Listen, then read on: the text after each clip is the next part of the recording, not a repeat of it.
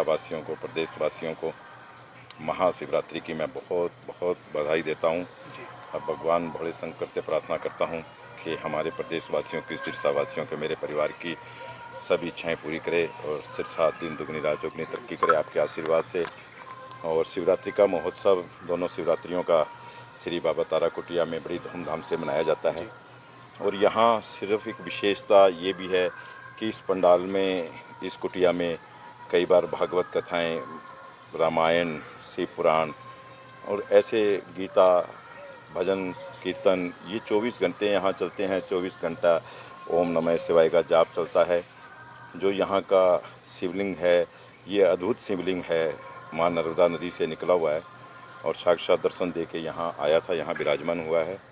और इसके साथ साथ जब श्री प्रदीप मिश्रा जी आए थे तो उन्होंने मेरे ख्याल पूरे भारतवर्ष में ये अपने बेलपत्र वाटिका कुछ ही जगह पे होगी पूरे भारतवर्ष में, उसमें एक सिरसा है जो तारा बाबा की कुटिया है और यहाँ उसके दर्शन होते हैं तो लोगों का एक विशेष लगाव रहता है तारा बाबा कुटिया में।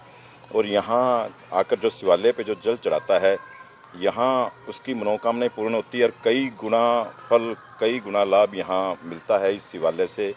कि यहाँ एक तो शिवलिंग जो नर्मदा नदी से निकले हुए हैं, भोलेनाथ का अवतार है बाबा तारा जी, उनका आशीर्वाद है।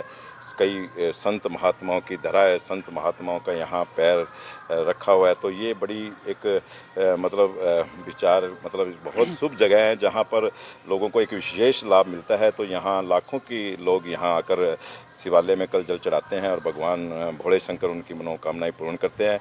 और मैं भगवान भोले शंकर से, श्री बाबा तारा जी से, गुरु जी से यही मांगूंगा कि मेरे सिरसा के परिवार की जो भी कल आए उनका विशेष उनका आशीर्वाद रखना और उनका आशीर्वाद रख के उनकी मनोकामनाएं पूर्ण की। बाबा तारा जी के आशीर्वाद से व्यवस्थाएं सभी लगभग पूर्ण हो चुकी है और काफ़ी दिन से जो कुटिया के सेवक हैं वो लगे रहते हैं दिन रात।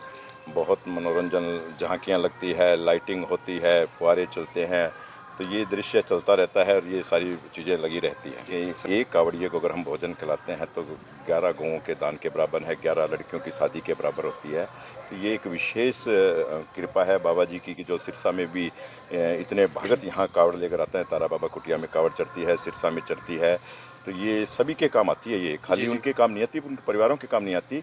जब शिवालय में कावड़ आती है तो एक अलग ही अद्भुत नज़ारा होता है और भगवान शिव वहाँ स्वयं विराजमान होते हैं। अपील करना चाहूँगा मेरे सिरसा के परिवार से, सिरसा जिला से, लाख साथ लगते राजस्थान से, पंजाब से और हरियाणा में, सभी जगह से, कि यहाँ की जो एक धरती है ये शिवालय की धरती है और बाबा तारा जी का यहाँ आगमन हुआ और यहाँ तारा बाबा जी ने तपस्या की।